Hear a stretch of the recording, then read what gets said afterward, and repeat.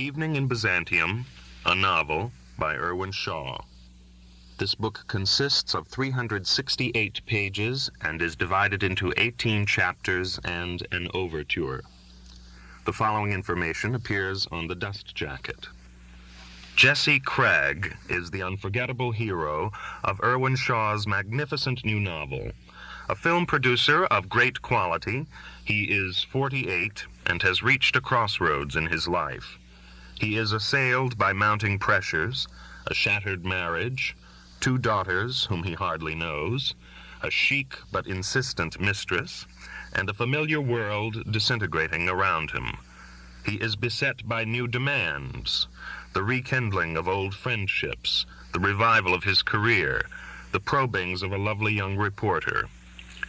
Responding to her searching questions, he begins a careful re-examination of his past and a searing reassessment of the present. As the 2 worlds collide and the drama of the novel unfolds, as the action moves back and forth from the dazzling atmosphere of Cannes at Carnival to other more simple times in different places, as illusions fade and new possibilities appear, Jesse Craig reacts to the challenge of the future, a splendid and certain man. Evening in Byzantium is another major achievement by a master storyteller. Like Rich Man, Poor Man, it is an examination of the American dream today. Other novels by Irwin Shaw are Voices of a Summer Day, The Troubled Air, Lucy Crown, 2 Weeks in Another Town, and The Young Lions.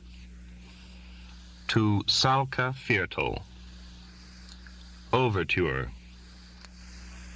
Dinosauric, obsolete, functions and powers atrophied, dressed in sport shirts from Sulka and Cardan, they sat across from each other at small tables in airy rooms overlooking the changing sea, and dealt and received cards, just as they had done in the lush years in the rainfall forest of the West Coast, when in all seasons they had announced the law in the banks, the boardrooms, the Moorish mansions, the chateaus, the English castles, the Georgian townhouses of Southern California. From time to time the phones rang, and hearty, deferential voices spoke from Oslo, New Delhi, Paris, Berlin, New York, and the card players barked into the instruments and gave orders that at another time would have had meaning and no doubt been obeyed. Exiled kings on annual pilgrimage, unwitting leers permitted small bands of faithful retainers.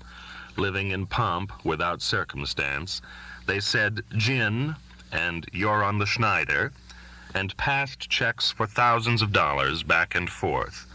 Sometimes they talked of the pre-glacial era. I gave her her first job, $75 a week. She was laying a dialogue coach in the valley at the time. And he brought it $2.5 million over the budget, and we had to yank it in Chicago after 3 days. And now look at him. The pricks in New York say he's a genius. Shit. And they said, the future is in cassettes. And the youngest of them in the room, who was 58, said, what future? And they said, spades, double. Below, on the terrace, 7 feet above sea level, open to the sun and wind, leaner and hungrier men spoke their minds. Signaling the hurrying waiters for black coffee and aspirin, they said, it isn't like the old days. They also said, the Russians aren't coming this year, or the Japanese, and Venice is finished. Under shifting clouds and sporadic sunlight, the shifty young men carrying lion cubs and Polaroid cameras wound among them with hustlers' international smiles, soliciting trade. But after the first day, the cubs were ignored except by the tourists, and the conversation flowed on, and they said, Fox is in trouble, big trouble, and so is everybody else. A prize here is worth $1 million, they said. In Europe, they said. And what's wrong with Europe, they said. It's a festival-type picture, they said, but it won't draw flies in release. And they said, what are you drinking? And are you coming to the party tonight? They spoke in English, French, Spanish, German, Hebrew, Arabic, Portuguese, Romanian, Polish, Dutch, Swedish, on the subject of sex, money, success, failure, promises kept and promises broken. They were honest men and thieves, pimps and panderers and men of virtue. Some were talented, or more than that, some shrewd, or less than that. There were beautiful women and delicious girls, handsome men and men with the faces of swine. Cameras were busy, and everybody pretended he didn't know that photographs were being taken. There were people who had been famous and were no longer, people who would be famous next week or next year, and people who would die unknown. There were people going up and people going down, people who had won their victories easily, and people unjustly flung aside. They were all gamblers in a game with no rules, placing their bets debonairly or in the sweat of fear. At other places, in other meetings, men of science were predicting that within 50 years, the sea that lapped on the beach in front of the terrace would be a dead body of water. And there was a strong probability that this was the last generation to dine on lobster or be able to sow an uncontaminated seed. In still other places, bombs were being dropped, targets chosen, hills lost and taken. There were floods and volcanic eruptions, wars and the preparation for wars, governments shaken, funerals and marches. But on the terrace, for 2 weeks in springtime France, all the world was printed on sprocketed strips of acetate that passed through a projector at the rate of 90 feet per minute, and hope and despair and beauty and death were carried around the city in flat, round, shining tin cans. Chapter 1. The plane bucked as it climbed through black pillars of cloud. To the west, there were streaks of lightning. The seatbelt sign, in English and French, remained lit. The stewardesses served no drinks. The pitch of the engines changed. The passengers did not speak. The tall man, cramped in next to the window, opened a magazine, closed it.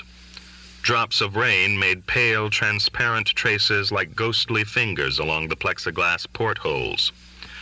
There was a muffled explosion, a ripping noise. A ball of lightning rolled down the aisle, incredibly slow, then flashed out over the wing. The plane shuddered. The pitch of the engines changed again. How comfortable it would be, the man thought, if we crashed. How definitive. But the plane steadied, broke out of the clouds into sunlight. The lady across the aisle said, "That's the second time that's happened to me. I'm beginning to feel I'm being followed." The seat light signs went off. The stewardesses started to push the drink cart down the aisle. The man asked for a Scotch and Perrier. He drank appreciatively as the plane whispered south, high across the clouded heart of France. Craig took a cold shower to wake himself up. While he didn't exactly have a hangover, he had the impression that his eyes were fractionally slow in keeping up with the movements of his head. As usual on such mornings, he decided to go on the wagon that day. He dried himself without bothering to towel his hair. The cool wetness against his scalp was soothing. He wrapped himself in one of the big, rough, white terry-cloth bathrobes the hotel supplied and went into the living room of the suite and rang for breakfast. He had flung his clothes around the room while having a last whiskey before going to bed, and his dinner jacket and dress shirt and tie lay crumpled on a chair. The whiskey glass, still half full, was beaded with drops of moisture. He had left the bottle of scotch next to it open. He looked for mail in the box on the inside of the door. There was a copy of Nice Matin and a packet of letters forwarded from New York by his secretary. There was a letter from his accountant and another from his lawyer in the packet. He recognized the monthly statement from his brokers among the other envelopes. He dropped the letters unopened on a table. With the way the market was going, his broker's statement could only be a cry from the abyss. The accountant would be sending him unpleasant bulletins about his running battle with the Internal Revenue Service, and his lawyer's letter would remind him of his wife. They could all wait. It was too early in the morning for his broker, his accountant, his lawyer, and his wife. He glanced at the front page of Nice Matin. An agency dispatch told of more troops moving into Cambodia, Cambodge in French. Next to the Cambodian story, there was a picture of an Italian actress smiling on the Carlton Terrace. She had won a prize at Cannes some years before, but her smile revealed that she had no illusions about this year. There was also a photograph of the President of France, M. Pompidou, in Auvergne. M. Pompidou was quoted as addressing the silent majority of the French people and assuring them that France was not on the brink of revolution. Craig dropped Nice Matin on the floor. Barefooted, he crossed the carpeted, high-ceilinged white room furnished for liquidated Russian nobility. He went out on the balcony and regarded the Mediterranean below him on the other side of the Croisette. The 3 American assault ships that had been in the bay had departed during the night. There was a wind, and the sea was gray and ruffled, and there were whitecaps. The beach boys had already raked the sand and put out the mattresses and umbrellas. The umbrellas trembled unopened because of the wind. A choppy surf beat at the beach. One brave fat woman was swimming in front of the hotel. The weather has changed since I was last here, he thought. The last time had been in the autumn, past the season, Indian summer, on a coast that had never known Indians.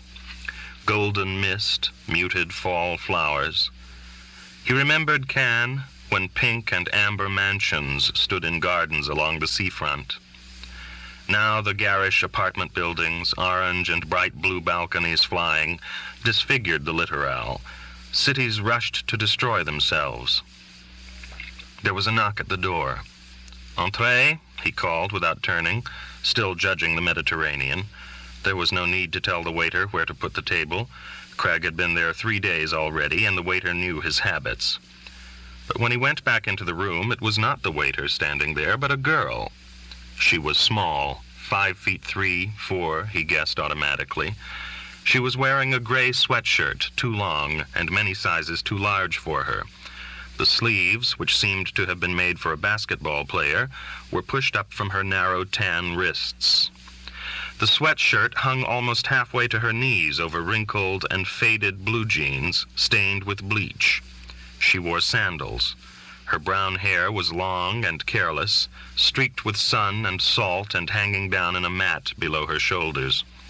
She had a narrow, triangular face, cut into a curious owl-like puzzle by huge, dark sunglasses, behind which he could not see her eyes. An Italian leather pouch hung, brass-buckled and incongruously chic, from a shoulder. She slouched as she faced him. He had the feeling that if he looked down at her bare feet, he would discover that she had not bathed for some time, at least not with soap. American, he thought. It was the reverse of chauvinism. He pulled the robe around him. It had no sash, and it was not designed for social occasions.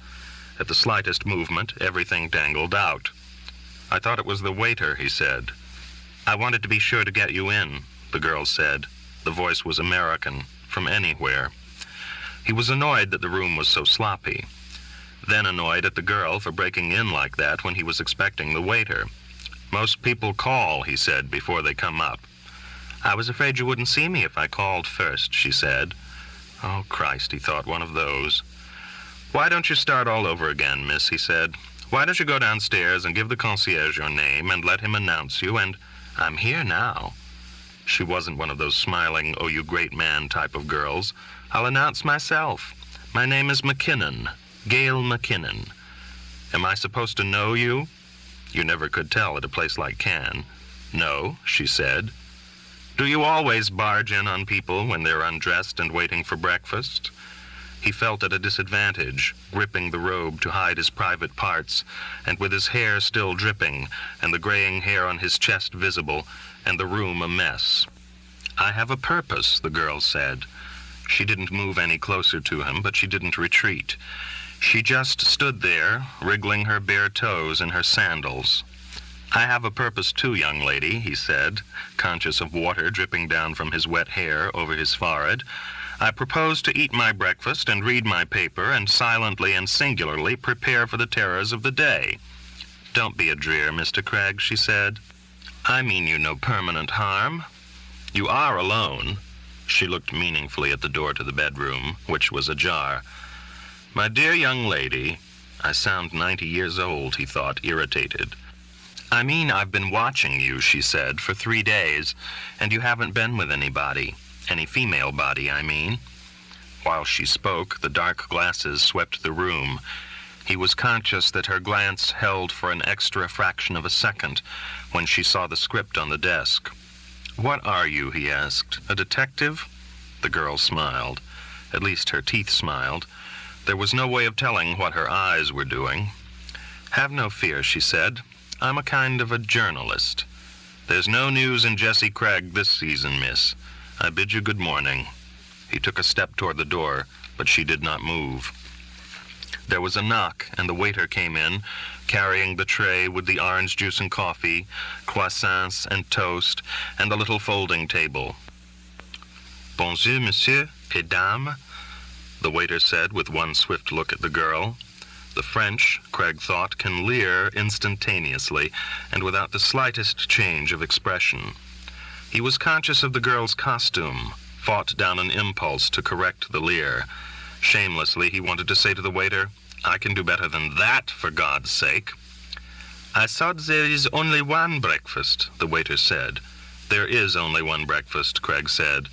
"Why don't you break down, Mr. Craig," the girl said, "and ask for another cup?"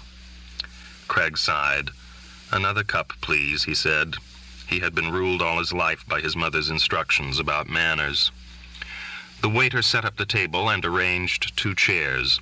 "In one moment," he said, and left to get the second cup. "Please be seated, Miss McKinnon," Craig said, hoping that the girl would realize that the formality was ironic. He held the chair for her with one hand, while he clutched the robe closed with the other. She looked amused. At least from the nose down, she looked amused. She dropped into the chair, placing her bag on the floor beside her. "And now, if you'll forgive me," he said, "I'll go in and put on some clothes more suitable for the occasion." He picked up the script and tossed it into the desk drawer, refused to collect his jacket and shirt, and went into the bedroom, closing the door firmly behind him. He dried his hair and brushed it back, ran his hand over his jaw, thought of shaving, and shook his head. He put on a white tennis shirt and blue cotton slacks, and stepped into a pair of moccasins. He looked at himself briefly in the mirror, not liking the opaque ivory of the whites of his eyes. When he went back into the living room, the girl was pouring coffee for both of them. He drank his orange juice in silence. The girl seemed in no hurry. How many women, he thought, have I sat at a breakfast table with in my life, not wanting them to talk? "Croissant?" he asked. "No, thank you," she said. "I've eaten." He was glad he had all his teeth as he bit into a piece of toast. "Well, now," the girl said, "isn't this friendly? Gail McKinnon and Mr. Jessie Craig at a relaxed moment in the wild whirl of Cannes." "Well," he said, "does that mean I am to begin asking you questions?" "No," he said, "it means I am going to begin asking you questions. What sort of journalist are you?" "I'm a radio journalist, part of the time," she said, holding her cup poised below her mouth. "I do 5-minute spots of people," she said, "on tape, for a syndicate that sells them to independent stations in America." "What sort of people?" "Interesting people. At least the syndicate hopes so." Her voice was flat and slurred, as though she was impatient with questions. "Movie stars, directors, artists, politicians, criminals, athletes, racing car drivers, diplomats, deserters, people who believe that homosexuality should be legalized, or marijuana, detectives, college presidents. Want any more?" "No." Craig watched while she poured him more coffee. The lady of the house. "You said part of the time. What do you do the rest of the time?" "I try to write interviews in depth for magazines." "You're making a face. Why?" In depth, he said. You're right, she said. Deadly jargon. You fall into it. It shall never pass my lips again. The morning has not been wasted, Craig said. Interviews like the ones in Playboy, or that Falaci woman, she said, the one who got shot by the soldiers in Mexico. I read a couple of hers. She cut up Fellini and Hitchcock. Maybe they cut themselves up. Should I take that as a warning? If you want. There was something disturbing about the girl. He had the impression that she wanted something more than she was asking for. This town, he said, is overrun at the moment by hordes of publicity-hungry folk who are dying to be interviewed. People your readers, whoever they are, drool for information about. I'm somebody nobody has heard from for years. Why pick on me? I'll tell you some other time, Mr. Craig, she said, when we get to know each other better. 5 years ago, he said, I would have kicked you out of this room 10 minutes ago. That's why I wouldn't have interviewed you 5 years ago. She smiled again, owl-like. I'll tell you what, he said. You show me some of the magazine pieces that you've done on other people, and I'll read them and decide if I want to take a chance on you. Oh, I couldn't do that, she said. Why not? I haven't published any. She chuckled briefly, as though what she had said had delighted her. You'll be my first. Good God, miss, he said, stop wasting my time. He stood up. She remained seated. I will ask fascinating questions, she said, and you will give such fascinating answers that editors will tumble madly over themselves to publish the article. The interview is closed, Miss McKinnon. I hope you enjoy your stay on the Côte d'Azur. Still, she didn't move. It can only do you good, Mr. Craig, the girl said. I can help you. What makes you think I need help? Craig said. In all these years, you never came to Cannes for the festival, the girl said. All the years you were turning out one picture after another. Now, when you haven't had your name on a movie since 1965, you arrive. You install yourself in a big plush suite. You're seen every day in the hall, on the terrace, at the official parties. You want something this year, and whatever it is, a big splashy piece about you might just be the thing to help you get it. How do you know this is the first time I came for the festival? I know a lot about you, Mr. Craig, she said. I've done my homework. You're wasting your time, miss, he said. I'm afraid I'll have to ask you to leave. I have a busy day ahead of me. What are you going to do today? Infuriatingly, she picked up a croissant and took a small bite out of it. I am going to lie on the beach, he said, and listen to the waves roll in from Africa. There's an example of the fascinating answers I'm likely to give you. The girl sighed, like a mother humoring a recalcitrant infant. All right, she said. It's against my principles, but I'll let you read something. She reached down into her bag and pulled out a batch of yellow paper covered with typescript. Here, she said, offering him the pages. He kept his hands behind his back. Don't be childish, Mr. Craig, she said sharply. Read it. It's about you. I detest reading anything about myself. Don't lie, Mr. Craig, she said, impatient again. You have a remarkable way of ingratiating yourself with potential interviewees, miss, he said. But he took the pages and went over to the window where the light was better, because he'd have had to put on his glasses to read in the shadowed room. If I do it for Playboy, the girl said, what you have there will be in the form of an introduction before the actual questions and answers begin. At least, he thought, the girls in Playboy have their hair done before they present themselves. Do you mind if I pour myself another cup of coffee? She asked. By all means. He heard the china clink of the spout against the cup rim as he began to read. To the general public, he read, the word producer usually has pejorative connotations. The cliché about a movie producer is that he is likely to be a portly Jewish gentleman with a cigar in his mouth, a peculiar vocabulary, and a distasteful penchant for starlets, or for that small group who have been influenced by F. Scott Fitzgerald's romantic idealization of the late Irving Thalberg in his unfinished novel, The Last Tycoon. He is a mysteriously gifted dark figure, a benevolent Svengali, half magician, half master politician, who strangely resembles F. Scott Fitzgerald himself in his more attractive moments. The popular image of the theatrical producer is somewhat less colorful. He is less likely to be thought of as Jewish or fundamentally gross, although the admiration with which he is regarded is limited. If he is successful, he is envied as a lucky man who by chance one day picks up a script that happens to be lying on his desk, scrambles around for other people's money to back the production, and then coasts happily forward to fame and fortune on the talents of artists whose work he most often tries to corrupt in an attempt to please the Broadway market. Curiously enough, in a related field, that of the ballet, honor is given where honor is due.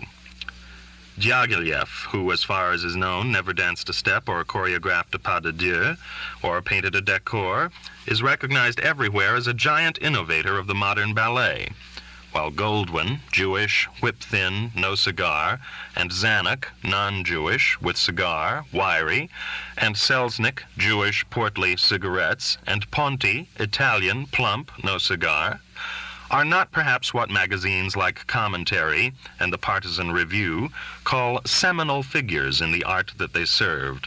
The films that they have produced, and that plainly bear their individual marks, have influenced the thinking and attitudes of populations all over the world, and certainly prove that they came to their tasks equipped with something more than luck and money, or an influential family devoted to nepotism. Well, he thought grudgingly, you can't fault her grammar. She's been to school someplace. But he was still irritated by the offhand manner in which Gail McKinnon had broken into his morning, and irritated even more by her cool assumption that he would perform obediently. Craig would have liked to put the yellow pages down and order her from the room, but his vanity was aroused, and he wondered how she would place the name of Jessie Craig in her roster of heroes. He had to make an effort not to glance in her direction and examine her more closely. He read on. In the American theater, he read, the case is even clearer. In the 1920s, Lawrence Langner and Terry Helburn, with their theater guild, opened new horizons of drama. And as late as the 1940s, still functioning not as directors or writers, but solely as producers, they transformed that most American of theatrical forms, the musical comedy, with Oklahoma. Clurman, Strasberg, and Crawford, the ruling trio of the group theater, while sometimes directors in their own right, made their chief contribution in their choice of controversial plays and the method of training actors in ensemble playing. She wasn't lying, Craig thought. She had done her homework. She wasn't even born when any of this was going on. He looked up. May I ask you a question? Of course. How old are you? 22, she said. Does it make any difference? It always makes a difference, he said. He read on with ungenerous respect. More recent names are not hard to find, but there is no need to belabor the point. There was almost certainly someone, whatever he was called, who took on the task of assembling the talents for the festivals in which Aeschylus and Sophocles competed, and Burbage saw to it that the Globe Theater was a running concern when Shakespeare brought in Hamlet for him to read. In this long and honorable list, we now come to Jessie Craig. Brace yourself, he thought, this is where the brick drops. In 1946, he read, Jessie Craig, then aged 24, first commanded attention when he presented The Foot Soldier, still one of the few viable dramatic works about World War II. Between 1946 and 1965, Craig produced 10 more plays and 12 movies, a high proportion of them both critical and commercial successes. Since 1965, no production bearing his name has been seen either on the stage or screen. The phone rang. Excuse me, he said, picking it up. Craig speaking, he said. Did I wake you? No. He glanced guardedly at the girl. She slouched in her chair, absurd in the oversized sweatshirt. Did you dream lascivious dreams of me all the terrible night? Not that I remember. Brute. Are you having a good time? Yes. Double brute, Constance said. Are you alone? No. Ah, You know better than that. Anyway, you can't talk at the moment. Not exactly. How is Paris? Sweltering. And the French, as usual, intolerable. Where are you calling from? The office. He could picture her in her office, a small, cramped room on the Rue Marbeuf, usually crowded with a dozen young men and women who looked as though they had rowed across the Atlantic instead of arriving on the freighters and steamships and aircraft for student tours that her business was to arrange for them. Anyone under the age of 30, in whatever state, seemed to be welcome there. And it was only when Constance got a whiff of marijuana that she would rise dramatically from the desk, point fiercely at the door, and clear the room. "Aren't you afraid of someone's listening?" he asked. Constance was intermittently suspicious that her telephone was tapped by the French tax people, by the American narcotics people, by ex-lovers highly placed in various embassies. "I'm not saying anything the French don't know. They glory in being intolerable." "How are the kids?" "As usual, well-balanced, one angelic, one devilish." Constance had been married twice, once to an Italian, once to an Englishman. The boy was the result of the Italian, and had been thrown out of 4 schools by the age of 11.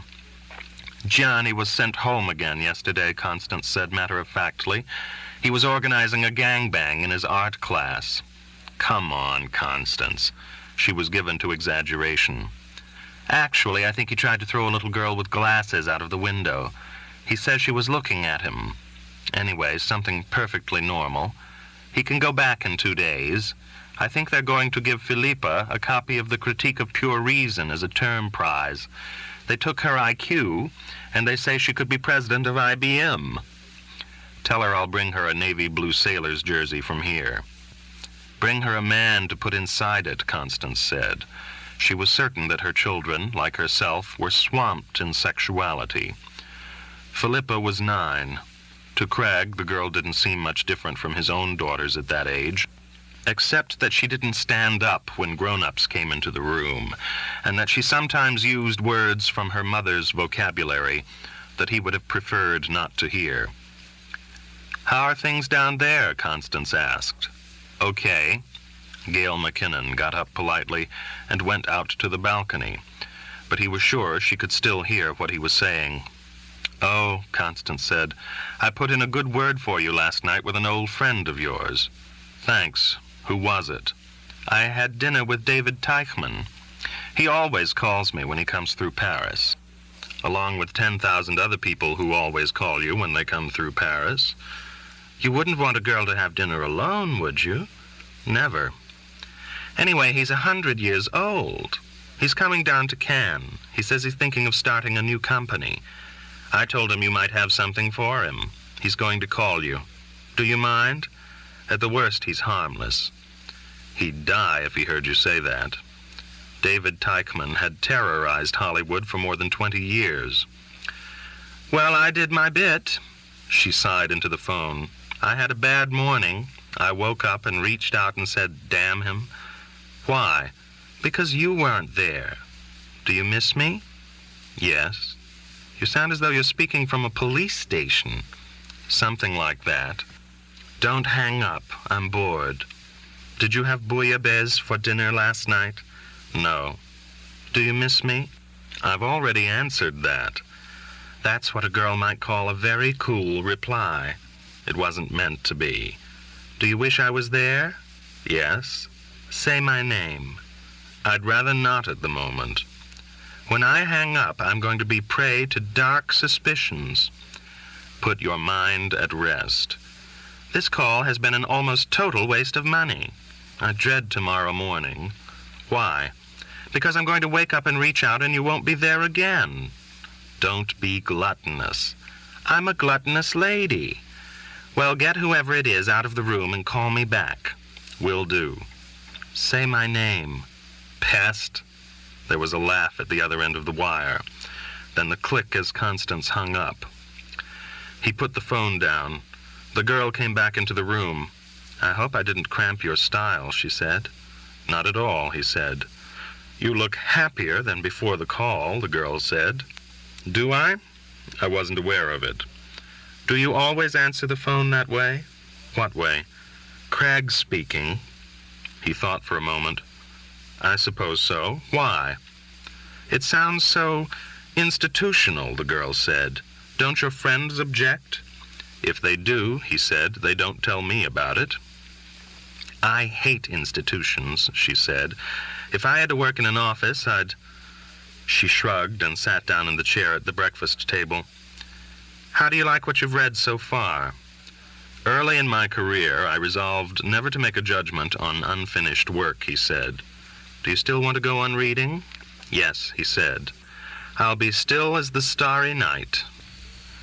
She slumped in the chair, leaning back, crossing her legs. Her sandaled feet were actually clean, he noticed. He remembered how many times over the years he had ordered his daughters to sit up straight. They still didn't sit up straight. The non-erect generation. He picked up the yellow pages that he had put down when he answered the telephone and began reading again. At the time of this interview, he read, Craig received McKay in the living room of his $100-a-day suite in the Hotel Carlton, the pinkish gingerbread headquarters for the VIPs of the Cannes Film Festival. He is a tall, slim, slow-moving, bony man with thick graying hair worn long and carelessly brushed back from a forehead deeply ridged by wrinkles. His eyes are a cold, pale gray, deeply set in their sockets.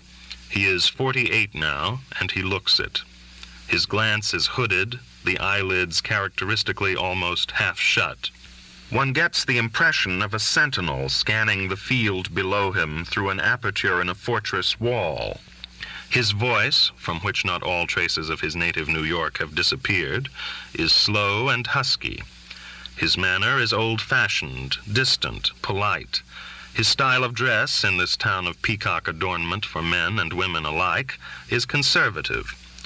He might be a Harvard professor of literature on a summer holiday in Maine.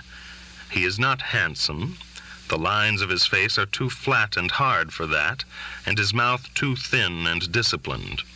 In Cannes, where a number of the assembled notables had either worked for him or with him, and where he was greeted warmly at every appearance, he seemed to have many acquaintances and no friends. On 2 of his first 3 evenings at the festival, he dined alone. On each occasion, he drank 3 martinis before and a full bottle of wine with his meal, with no noticeable effect. Craig shook his head and put the yellow pages down on the bookcase near the window. There were still 3 or 4 that he hadn't read. What's the matter? The girl asked. She had been watching him closely. He had been conscious of her stare through the dark glasses and had carefully remained expressionless while he read. You find a boo-boo? No, he said. I find the character unsympathetic. Read on, the girl said. He improves. She stood up, slouching. I'll leave it with you. I know what a strain it is reading something with the author watching you. Better take this stuff with you, Craig gestured toward the small pile of pages. I am a notorious loser of manuscripts. Not to worry, the girl said. I have a carbon. The phone rang again. He picked it up. Craig speaking, he said. Then he looked across at the girl and wished he hadn't said it. My boy, the voice said. Hello, Murph, he said. Where are you? London. How is it there? Expiring, Murphy said. Inside of 6 months, they'll be turning the studios into feeding lots for Black Angus bulls. How's it down there? Cold and windy. It's got to be better than here, Murphy said. As usual, he spoke so loudly that everybody in the room could hear him. We're changing our plans. We're flying down tonight instead of next week. We're booked in at the Hotel du Cap. Can you have lunch with us tomorrow there? Of course. Perfect, Murphy said. Sonia says give him my love. Give her my love, Craig said. Don't tell anyone I'm coming, Murphy said. I want a few days' rest. I don't want to have to run into Cannes to talk to spitballing Italians 3 times a day. Your secret is safe with me, Craig said. I'll call the hotel, Murphy said, and tell them to put the wine on ice. I was thinking of going on the wagon today, Craig said. Not on my time, my boy, Murphy said. See you tomorrow. Tomorrow, Craig said, and hung up. I couldn't help overhearing, the girl said. That was your agent, wasn't it? Brian Murphy. How do you know so much? Craig asked. His tone was sharper than he intended it to be. Everybody knows who Brian Murphy is, the girl said. Do you think he'd talk to me? You'll have to ask him yourself, miss, Craig said. I'm not his agent, he's mine. I imagine he will. He's talked to everybody else, she said. Anyway, there's no rush. We'll see how things work out. It'd be nice if I could listen in on you two talking for an hour or two. In fact, the best way to do the whole job, she went on, would be to let me hang around with you for a few days. An admiring silent presence. You can introduce me as your niece or your secretary or your mistress. I'd put on a dress. I have a wonderful memory, and I won't embarrass you by taking notes. I'll just watch and listen. Please don't be so insistent, Miss McKinnon, Craig said. I had a bad night. All right. I won't bother you any more this morning, she said. I'll just flee and let you read the rest of what I wrote about you and let you think it over. She slung her bag over her shoulder. Her movements were brusque, not girlish. She was not slouching now. I'll be around, everywhere. Wherever you turn, you'll see Gail McKinnon. Thanks for the coffee. Don't bother to see me out. Before he could protest any further, she was gone. Chapter 2. He paced slowly around the room. Its appearance displeased him. It was a room for frivolous transients whose only decision each morning would be whether or not to go swimming and what restaurant to choose for lunch. He tapped in the top of the scotch bottle and put the bottle away in a cabinet, then picked up his clothes and the sweating, half-filled whiskey glass. He took it all into the bedroom, dumped the clothes on the bed in which he had slept. The sheets and blankets were tangled, an easy sleeper. The second bed was neatly turned down. Whatever lady the maid had prepared it for had slept elsewhere. It made the room seem lonely. He went into the bathroom and emptied the whiskey glass into the basin and rinsed it, the counterfeit of order. He returned to the living room and carried the little folding table with the breakfast tray out into the hall. He locked the door behind him as he went back into the apartment.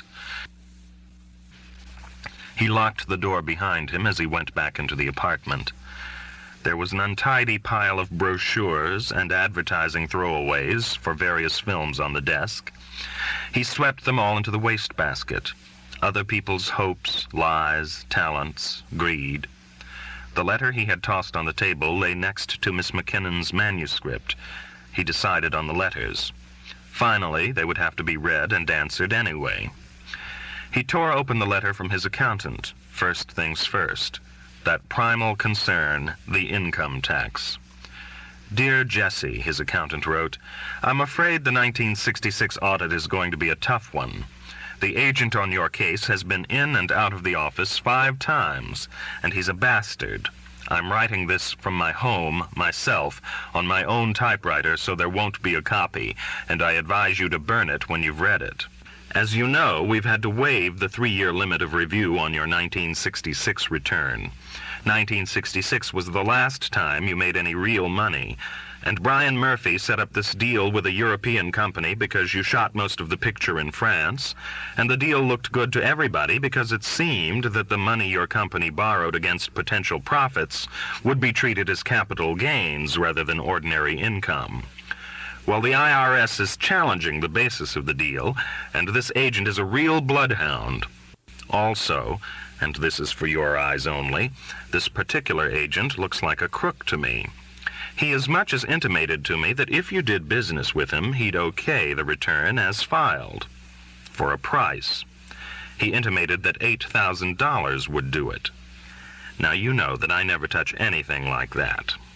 I know, too, that you've never gone in for any such shenanigans either. But I felt that you had to know what the score was. If you want to do anything about it, you'd better come out here soonest and talk to the bastard himself, and don't tell me what you say to him. We could go to court and almost certainly win, as the deal is on the up and up and should stand scrutiny in any court of law, But I have to warn you that the legal costs would probably run you about $100,000. And considering who you are and your reputation, the papers would have a field day with a tax avoidance case in which you were involved. I think we can settle with the bastard for between $60,000 and $75,000. My advice is to settle and get a job quick and make it up in a year or two. When you answer this, send your letter to my home address. I've got a big office, and you never know whom you can trust there. Aside from the fact that the government is not averse to opening mail these days. Best regards, Lester. Make it up in a year or two, Craig thought. It must have been sunny in California. He tore the letter into small pieces and threw them into the wastebasket. Burning it, as the accountant had suggested, would have been too melodramatic. And he doubted that the Internal Revenue Service went as far as bribing the chambermaids of the Côte d'Azur to piece together the shreds of letters they found in wastebaskets. Patriot, veteran, law-abider, taxpayer, he refused to think about how his $60,000 or $70,000 would be spent by Mr. Nixon, by the Pentagon, by the FBI, by Congress. There was a limit to the amount of moral agony a man could be expected to inflict upon himself when he was, theoretically at least, on holiday. Maybe I ought to let Gail McKinnon read my mail, he thought. The readers of Playboy would be fascinated. Diaghilev at the mercy of a postage stamp.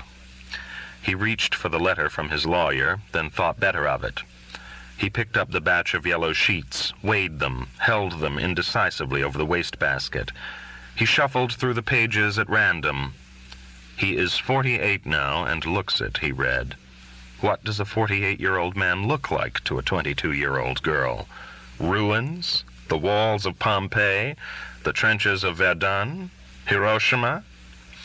He sat down at the desk, started reading from where he had left off when the girl had gone out of the room. See yourself as the world sees you. He does not seem like a self-indulgent man, he read, and according to all reports he does not indulge in others. Because of this, in some quarters he has a reputation for ruthlessness. He has made many enemies, and among his former collaborators there are some who speak of what they call his disloyalty. In support of this, it is cited that only once has he ever done more than one play by the same author, and unlike other producers, has never developed a favorite roster of actors. It must be admitted that when his last two films failed, for a total loss that is estimated at more than $8 million, there was little sympathy shown him in the movie colony. The bitch, he thought, where did she get that?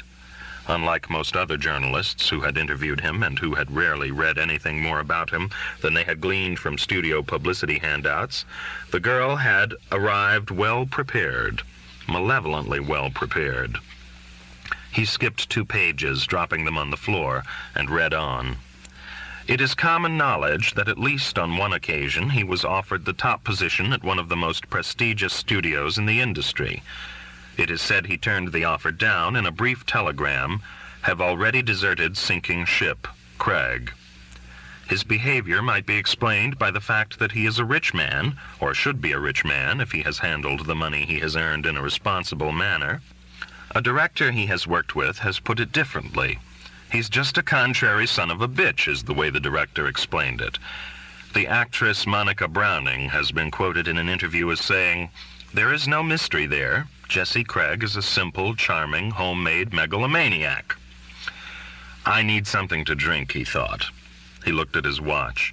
It was 10:25. So it's only 10:25, he thought. He got the bottle and went into the bathroom and poured a slug of whiskey and ran a little water into the glass from the tap. He took a sip and carried the glass with him back into the living room. Glass in hand, he continued reading. Twice, Craig has been invited to serve as a member of the jury in Cannes. Twice he refused the invitation. When it became known that he had made reservations for the entire festival this year, many eyebrows were raised. For 5 years after the failure of his last film, he has kept away from Hollywood and was only intermittently seen in New York. He has kept his office open, but has announced no new projects. He seems to have taken to wandering restlessly for good parts of the recent years around the continent. The reasons for his retreat are obscure. Disgust? Disillusionment? Weariness? A feeling that his work was done and the time had come to enjoy its fruits in peace in places where he had neither friends nor enemies? Or was it a failure of nerve? Is the visitor to Cannes a spent man on a nostalgic voyage to a place where he can be reminded at every turn of his earlier vigor? Or is it the sallying forth of a man who has regrouped his forces and is intent once more on conquest? Does Jesse Craig, in his $100-a-day suite overlooking the Mediterranean, know the answers himself? The typing stopped in the middle of the page. He put the pages face down on the bookcase, sipped once more from his drink. Christ, he thought, 22 years old. He went out on the balcony. The sun had come out, although the wind was as strong as ever. Nobody was swimming. The fat lady had disappeared, having her hair done or drifted out to sea. Down below on the terrace there was already a sprinkling of customers around the tables. He saw the careless brown hair of Gail McKinnon, the oversized sweatshirt, the blue jeans. She was reading a newspaper, a bottle of Coca-Cola in front of her. While he was watching, a man came up to her table and sat down across from her. She put away her newspaper. Craig was too high up to hear what she was saying. "I saw him," she was saying to the old man. "He'll bite. I've got the old bastard." Chapter 3. He took a seat. The auditorium was filling rapidly. It was a young crowd, long-haired, bearded boys with Indian bands around their heads and their accompanying barefooted girls dressed in fringed leather blouses and long, multicolored skirts. They would have been at home in Constance's office. The movie that morning was going to be Woodstock, the American documentary about a rock festival, and the devotees, appropriately clad for revolt, had taken over the town. Craig wondered how they all would dress when they were his age. When he was their age, he had been happy just to shed his uniform and get into a gray suit. He put on his glasses and spread his copy of Nice Matin. He had awakened late, and since the movie was 3.5 hours long, it had been scheduled to start at 9 in the morning, and he hadn't had time for breakfast or the paper in the hotel. In the warm, dull, pinkish light, he glanced at the front page of the newspaper. 4 students had been shot and killed by the National Guard in Kent, Ohio. Murder continued as usual along the Suez Canal. The situation in Cambodia was confused. A French naval missile had gotten out of control and turned inland and burst near La Vendue, some miles along the coast, destroying several villas. The mayors of the adjacent towns were protesting, pointing out reasonably enough that this military waywardness was detrimental to le tourisme.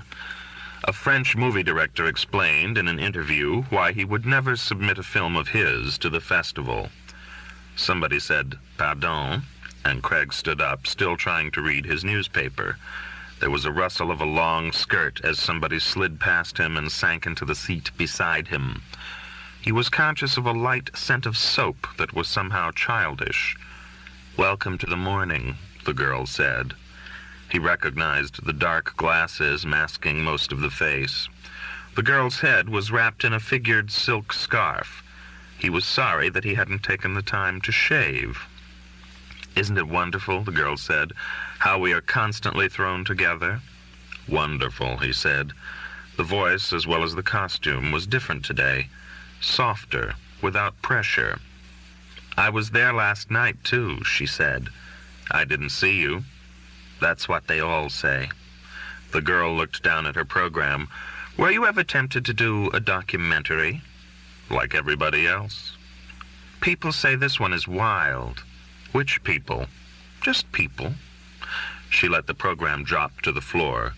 "Did you cast an eye on the stuff I sent over?" "I didn't even have time to order breakfast," he said. "I like movies at 9 in the morning," she said. "There's something perverse in it. It's in a big manila envelope. Further reflections on Jesse Craig. Cast an eye when you have time." She began to applaud. A tall young man with a beard was standing at the bottom of the aisle in front of the stage, holding up his hand for silence. "That's the director," she confided. "Do you know anything else he's done?" "No." She applauded vigorously. "I'm a director buff." The director was wearing a black armband, and he began his speech by inviting the members of the audience to do the same as a sign of mourning for the 4 students who had been killed at Kent State. In his final sentence, he said that he was dedicating his film to their memory. Although Craig did not doubt the young man's sincerity, the speech and the somber decoration made him vaguely uncomfortable. In another place, perhaps, he would have been touched. He certainly was as saddened by the death of the 4 youths as anybody there. After all, he himself had 2 children of his own who might be brought down in a similar massacre. But he was in an auditorium that was gilded and luxurious, seated among an audience that was festive and there to be amused. He could not rid himself of the feeling that the whole thing smacked of showmanship, not grief. "Are you going to wear black?" the girl asked him, whispering. "I don't think so." "Nor I," she said. "I don't dignify death." She sat up, straight and alert, enjoying herself. He tried to pretend he didn't know she was sitting beside him. As the house lights went down and the film began, Craig made a conscious effort to rid himself of all preconceptions. He knew that his distaste for beards and long hair was foolish, and arose only because he had grown to manhood at a different time, accustomed to different styles. The manner of dress of the young people around him was at worst merely unsanitary. Fashions in clothes came and went, and a single glance at an old family album sufficed to show how ridiculous once thoroughly conservative garb could seem to later eyes. His father had worn +4s on a holiday at the beach. He still remembered the photograph. Woodstock, he had been told, spoke for the young. If it actually did, he was ready to listen. He watched with interest. It was immediately clear that the man who had made the picture had considerable talent. A professional himself, Craig appreciated the quality in others, and there was no hint of amateurism or idle playfulness in the way the film was shot and put together. The evidence of hard thought and painstaking labor was everywhere. But the spectacle of 400,000 human beings gathered together in one place, no matter who they were, or in what place they had congregated, or for what purpose, was distasteful to him. There was a maniacal promiscuity reflected on the screen that depressed him more and more as the film went on. And the music and the performances, with the exception of 2 songs sung by Joan Baez, seemed coarse and repetitive to him, and inhumanly loud, as though the whisper, or even the ordinary tone of daily conversation, had dropped from the vocal range of young Americans. For Craig, the film was a succession of orgiastic howls without the release of orgasm. When the camera discovered a boy and girl making love, undisturbed by the fact that their act was being recorded, he averted his eyes. He watched in disbelief as one of the performers, like a cheerleader before a crowd at a football game, shouted out, "Give me an F." 400,000 voices gave him an F. "Give me a U." 400,000 voices gave him a U. "Give me a C." 400,000 voices responded with a C. "Give me a K." 400,000 voices gave him a K. "What's that spell?" the cheerleader shouted, his voice limitlessly magnified by the public address system. "Fuck," came the response in a hoarse Nuremberg rally tidal wave of sound. Then a wild cheering. The audience in the theater applauded. The girl beside him, Craig noticed, sat with her hands primly clasped in her lap. He liked her the better for it. He sat quietly in his seat, but paid little attention to the film after that. Who could say what that gigantic, many-throated fuck meant? It was a word like any other, and he used it himself, although not often. It was neither ugly nor beautiful in itself, and its use was now so widespread that it had almost no meaning, or so many different meanings that it was no longer valid linguistic coin. In the voices of the giant choir of the young in the film, it had a primitive derision. It was a slogan, a weapon, a banner under which huge, destructive battalions could march. He hoped that the fathers of the 4 students who had been shot at Kent State would never see Woodstock and know that a work of art that had been dedicated to their dead children contained a passage in which nearly 500,000 of their children's contemporaries had mourned their death by shouting "fuck" in unison. The film had more than an hour yet to run when he left the theater. The girl didn't seem to notice that he was going.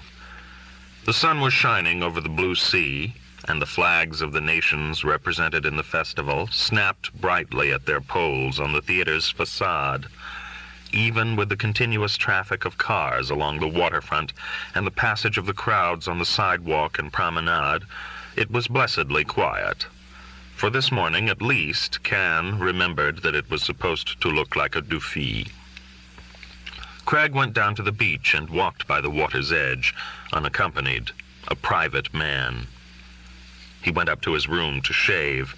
In the mailbox there was the large manila envelope with his name scrawled on it in a slanting, bold woman's hand, and a letter postmarked San Francisco from his daughter Anne. He tossed the envelopes onto a table in the salon and went into the bathroom and shaved carefully. Then, his face pleasingly smarting from lotion, he went back into the salon and slit open Gail McKinnon's envelope. There was a handwritten note on top of a pile of typed yellow pages. "Dear Mr. Cragg," he read, "I'm writing this late at night in my hotel room, wondering what's wrong with me. All my life people have been glad to see me, but this afternoon and evening, every time I as much as looked in your direction, on the beach and at lunch, in the lobby of the festival hall, at the bar, at the party, you made me feel as though I were Hurricane Gale on her way to lay waste the city. In your career, you must have given hundreds of interviews to people who were a lot more stupid than I am, I bet, and quite a few who were downright hostile. Why not to me? Well, if you won't talk to me about yourself, there are a lot of people who will, and I haven't been wasting my time. If I can't get the man whole, I'll get him refracted through 100 different pairs of eyes. If he comes out not terribly happy about himself, that's his fault and not mine." He recognized the reporter's usual gambit. "If you won't tell me the truth, I will get your enemy to tell me lies." It was probably taught in the first year at all schools of journalism. "Maybe," he read, "I'll do the piece in an entirely different way, like a scientist observing the wild animal in his natural state, from afar, using stealth and a telescopic lens. The animal has a well-developed sense of territory, is wary of man, drinks strong waters, has an inefficient instinct for survival, mates often with the most attractive females in the herd." He chuckled. She would be difficult to defeat. "I lie in wait," the note finished. "I do not despair. I enclose some more drivel on the subject, neatly typed. It is now 4 a.m., and I will carry my pages through the dangerous dark streets of Gomorrah by the Sea to your hotel, and cross your concierge's palm with silver, so that the first thing you will see when you wake in the morning is the name of Gail McKinnon."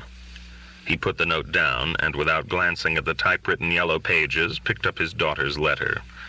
Every time he got a letter from either one of his daughters, he remembered the dreadful confession Scott Fitzgerald's daughter had written somewhere, that whenever she got a letter from her father while she was in college, she would tear it open and shake it to see if a check would fall out, and then toss the letter unread into a desk drawer. He opened the letter. A father could do no less. "Dear Dad," he read in Anne's cramped, schoolgirlish handwriting, "San Francisco is Gloom's town. The college is just about closed down, and it might just as well be a war. The Huns are everywhere, on both sides. Springtime is for mace. Everybody is so boringly convinced he's right. As far as I can tell, our black friends want me to learn about African tribal dances and ritual circumcision of young ladies rather than the romantic poets. The romantic poets are irrelevant, see? The professors are as bad as everybody else, on both sides. Education is square, chick. I don't even bother hanging around the campus anymore.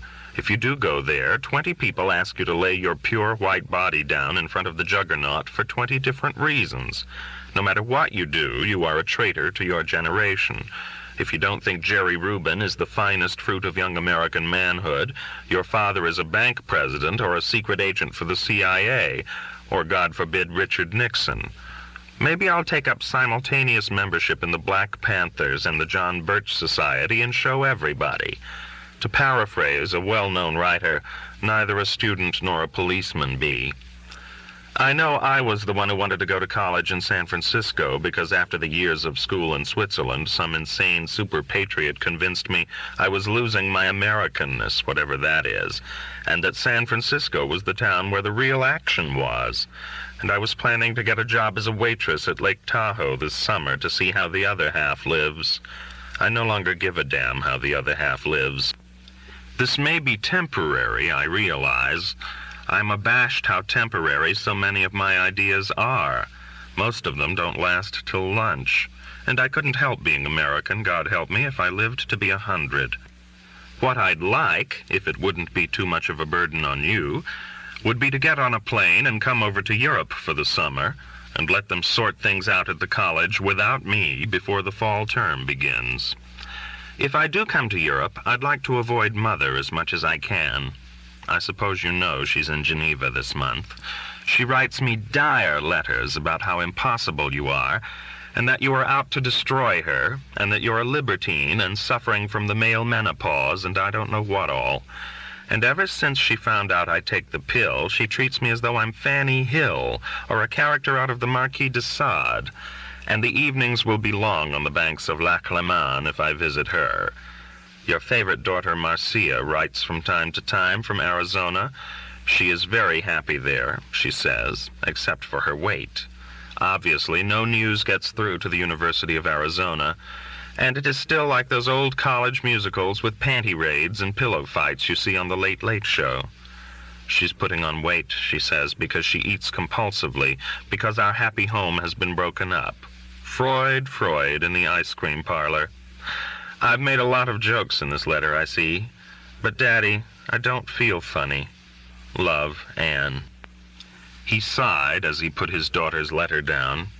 I will go someplace without an address, he thought, without a post office, without a telephone. He wondered what his letters home to his mother and father, written during the war, would sound like to him if he read them now. He had burned them all when he had found them in a trunk, neatly bound, after his mother's death. He picked up Gail McKinnon's Yellow Pages. Might as well get all the day's reading done at one time before facing the day. He carried the pages out to the balcony and sat down on one of the chairs in the sun. Even if he gained nothing else from the expedition to Cannes, he would have a suntan. Item, he read. He is a formal man, a keeper of distances, dressed in a slightly old-fashioned dinner jacket at a party in the ballroom off the Winter Casino, given after the evening showing. He seemed ambassadorial, remote. In the hothouse atmosphere of this place, where effusive camaraderie is the rule of the game, where men embrace and women kiss people they barely know, his politeness can be chilling. He spoke to no one for more than 5 minutes at a time, but moved constantly around the room, not restlessly, but with cool detachment. There were many beautiful women present, and there were 2 at least with whom his name had been linked. The 2 ladies, magnificently gowned and coiffed, seemed, to this observer at least, to be eager to keep him at their side, but he allotted them only his ceremonial 5 minutes and moved on. Linked, he thought angrily, with whom his name has been linked. Someone has been feeding her information. Someone who knows me well and who is not my friend. He had seen Gail McKinnon at the party across the room and had nodded to her, but he had not noticed that she had followed him around. It was not the economic condition of the Craig family that prevented Craig from going to college, as the family was comparatively well off. Craig's father, Philip, was the treasurer of several Broadway theaters until his death in 1946, and while he was undoubtedly under some financial strain during the Depression, he certainly could have afforded to send his only child to college when he reached the age to apply. But Craig chose instead to enlist in the Army shortly after Pearl Harbor. Although he served for nearly 5 years and rose to the rank of technical sergeant, he won no decorations aside from theater and campaign ribbons. There was an asterisk after this, indicating a footnote. On the bottom of the page, under another asterisk, he read the footnote. "Dear Mr. C, this is all desperately dull stuff, but until you unbutton, all I can do is amass facts. When the time comes to put everything together, I shall mercilessly trim so as to keep the reader from dying of boredom." He went back to the paragraph above the footnote. He was lucky enough to come out of the war unscathed, and even luckier to have in his duffel bag the script of a play by a young fellow enlisted man, Edward Brenner, which, a year after Craig's discharge from the Army, he presented under the title The Foot Soldier. The elder Craig's theatrical connections undoubtedly aided considerably in allowing a very young and completely unknown beginner to manage so difficult a coup. Brenner had 2 more plays on Broadway in later years, both disastrous flops. One of them was produced by Craig. Brenner has since completely dropped out of sight. Maybe out of your sight, young lady, Craig thought, but not out of his or out of mine. If he ever reads this, I will hear from my young fellow enlisted man. On the subject of his rarely working with creative people more than once, he is reputed to have said, not for quotation, "It is generally believed in literary circles that everybody has at least one novel in him. I doubt that. I have found a few men and women who do have one novel in them, but the greatest number of people I have met have perhaps a sentence in them, or at the very most, a short story." Where the hell did she get that, he thought angrily. He remembered having said something like that once as an abrasive joke to brush off a bore, although he couldn't remember where or when. And even if in a rough way he half believed it, having it in print was not going to enhance his reputation as a lover of mankind. She's goading me, he thought. The little bitch is goading me into talking to her, trading with her, bribing her to leave the anti-personnel mines unexploded. It would be interesting, the article continued, to get Jesse Craig to make a list of the people he has worked with, categorizing them by the above standards. Worth a novel, worth a short story, worth a sentence, worth a phrase, worth a comma. If ever I get to speak to him again, I shall attempt to induce him to supply me with such a list. She is out for blood, he thought. My blood. The rest of the page was covered in handwriting. "Dear Mr. C, it's late now and I'm getting groggy. I have tomes more to go, but not tonight. If you wish to comment on anything you've read, I'm madly available. To be continued in the next installment. Yours, G. McKay." His instinct was to crumple the pages and toss them over the edge of the balcony, but he held on to them reasonably. After all, as the girl had said, she had a carbon, and would have a carbon of the next installment, and the next. A liner was swinging at anchor out in the bay, and for a moment he thought of packing his bag and getting on it, no matter where it was going. But it wouldn't do any good. She'd probably turn up at the next port, typewriter in hand. He went into the living room and tossed the yellow sheets onto the desk. He looked at his watch. It was still too early for the Murphys' lunch. He remembered that yesterday he had promised Constance he'd phone her. She had said she wanted a blow-by-blow report. It had been partly due to her that he had come to Cannes. "Go on down there," she had said. "See if you can hack the action. You might as well find out now as later." She was not a woman who temporized. He went into the bedroom and put in a call for Paris. Then he lay on the unmade bed and tried to doze while waiting. He had drunk too much the night before and had slept badly. He closed his eyes but couldn't sleep. The 1,000-fold amplified electric guitars of the movie he had just seen echoed in his ears. The orgiastic bodies writhed behind his hooded eyelids. If she's in, he thought, I'm going to tell her I'm taking the plane back to Paris this afternoon. He had met her at a fundraising party for Bobby Kennedy when he was on a visit to Paris in 1968. He himself was registered to vote in New York, but a friend in Paris had taken him along. The people at the party had been attractive and had asked intelligent questions of the two eloquent and distinguished gentlemen who had flown from the United States to ask for money and emotional support for their man from Americans abroad, most of whom were not permitted to vote. Craig was not as enthusiastic as the others in the room, but he had signed a check for $500, feeling that there was something mildly comic in his offering money to anybody in the Kennedy family. While the intense political discussion was still going on in the large, handsome salon, whose walls were splattered with dark, non-objective paintings that he suspected would soon be sold at prices considerably lower than his hosts had paid for them, he went into the empty dining room where a bar had been set up. He was pouring himself a drink when Constance followed him in. He had been conscious of her staring at him from time to time during the speeches. She was a striking-looking woman, dead pale, with wide, greenish eyes and jet hair cut unfashionably short. At least it would have been unfashionable on anyone else. She was wearing a short lime green dress and had dazzling legs. "Are you going to give me a drink?" "I'm Constance Dobson. I know who you are," she said. "Gin and tonic, plenty of ice." Her voice was husky, and she spoke quickly in bursts. He made the drink for her. "What are you doing here?" she asked, sipping at her drink. "You look like a Republican." "I always try to look like a Republican when I'm abroad," he said. "It reassures the natives." She laughed. She had a rumbling laugh, almost vulgarly robust, unexpected in a woman as slender and as carefully put together as she was. She played with a long gold chain that hung down to her waist. Her bosom was youthful and high, he noticed.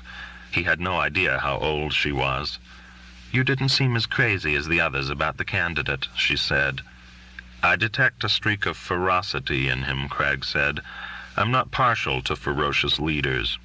"I saw you write out a check." "Politics, as they say, is the art of the possible. I saw you write out a check." "Bravado," she said. "I live from hand to mouth. It's because the young like him. Maybe they know something." "That's as good a reason as any, I suppose," he said. "You don't live in Paris." "New York," he said, "if any place. I'm just passing through." "For long?" She looked at him thoughtfully over the raised glass. He shrugged. "My plans are indefinite."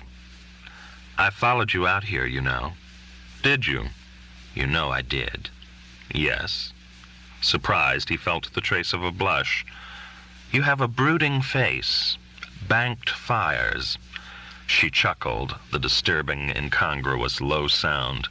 "And nice, wide, skinny shoulders. I know everybody else in the place.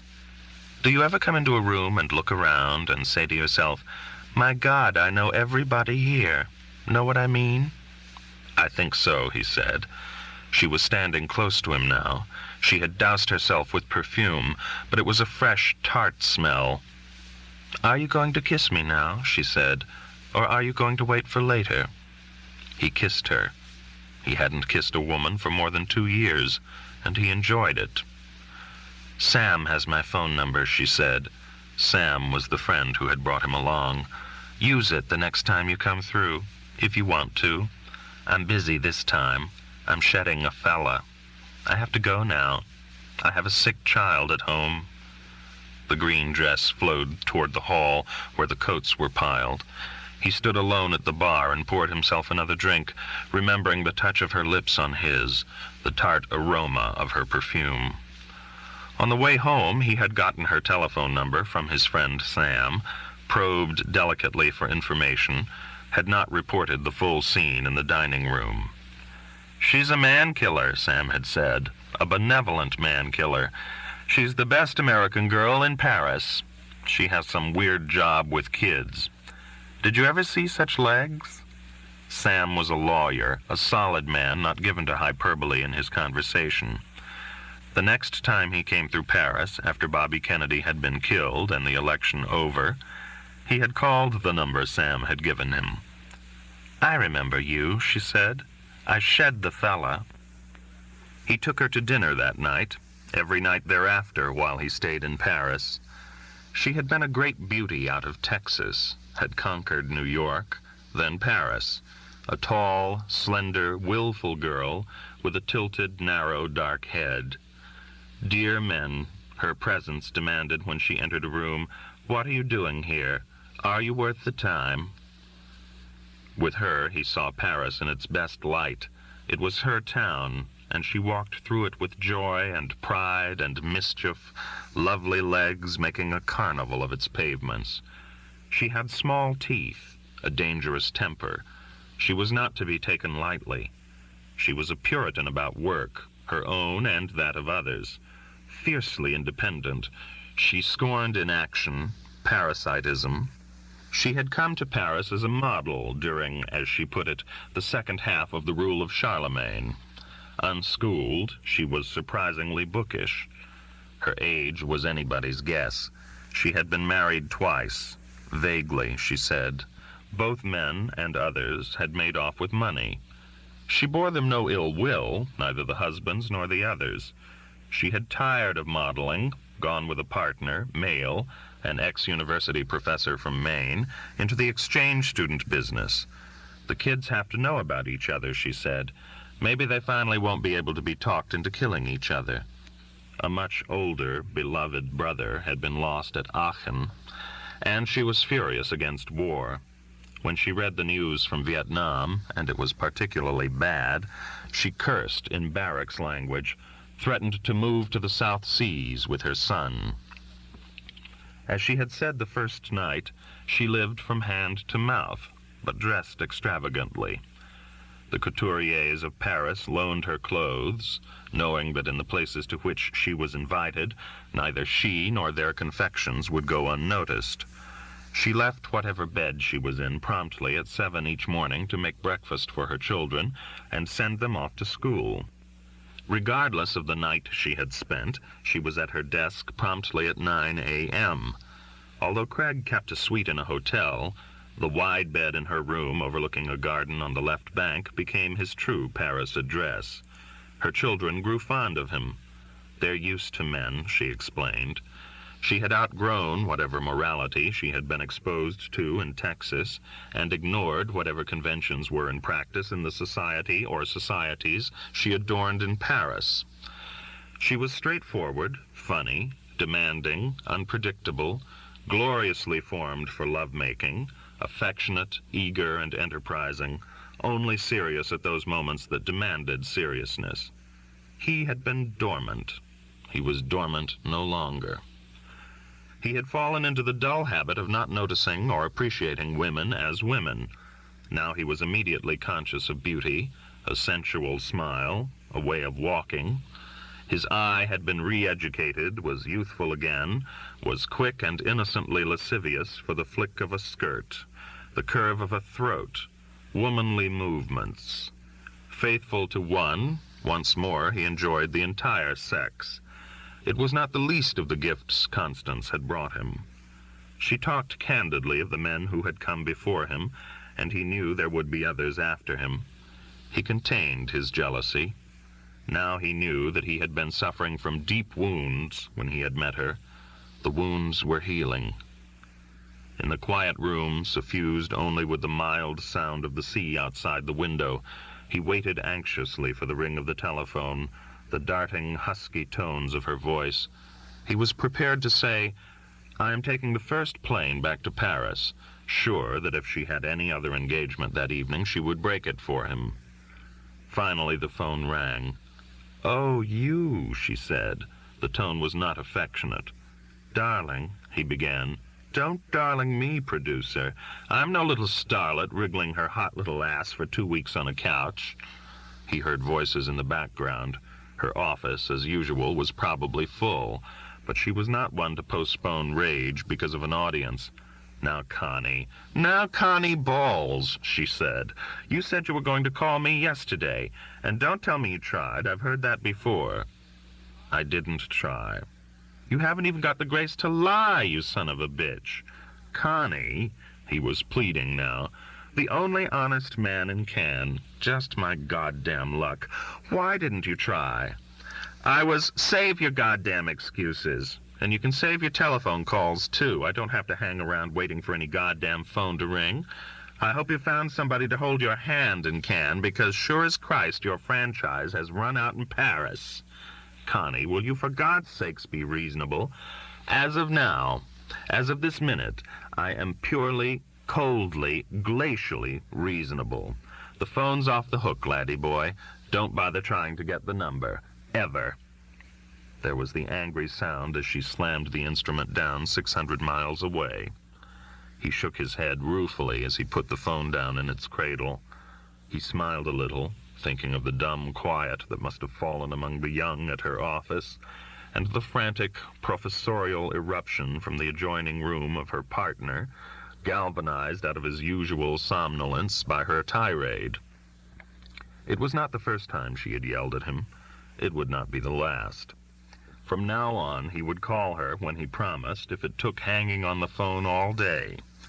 He went down to the terrace, had his photograph taken with a lion cub, wrote on it, "I have found a mate for you," and put it in an envelope and mailed it to her. Express. It was time for his lunch with the Murphys, and he went out under the porte cochere and asked for his car. The doorman was occupied with a peeling, bald man in a Bentley and ignored Craig. The parking space in front of the hotel was crowded, with the best places reserved for the Ferraris, the Maseratis, and the Rolls-Royces. Craig's rented Simca was shunted around by the doorman to spots less exposed to public view, and sometimes, when the spate of expensive hardware was intense, Craig would find his car parked a block away on a side street. There had been a time in his life when he had gone in for Alphas and Lancias, but he had given all that up many years ago, and now, as long as a car carried him where he wanted to go, he was satisfied. But today, when the doorman finally told him that his car was parked behind the hotel, and he trudged on the hunt for it past the tennis courts, toward the corner where the whores loitered in the afternoon, he felt vaguely humiliated.